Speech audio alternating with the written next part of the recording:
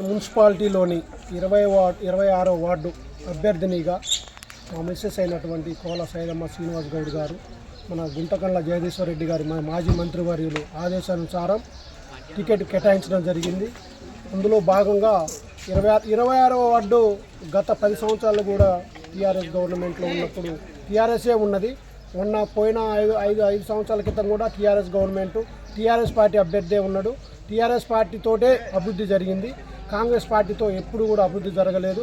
కాబట్టి ఈ ప్రజలందరూ కూడా కేసీఆర్ వైపు బీఆర్ఎస్ పార్టీ వైపే ఉన్నారు.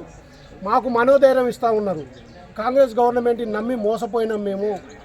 మీరు ముందుండండి, మీకేం భయం లేదు, మీ వెనక మేము ఉన్నాం, ఖచ్చితంగా మీరు గెలుస్తూ ఉన్నారు. మన 26వ వార్డు నుంచి లోకల్గా 26 వార్డు స్థానికుడైనటువంటి మీకే ఓటేస్తాం, కానీ ఎక్కడి నుంచో వచ్చినటువంటి అభ్యర్థికి మేము ఓటేయము.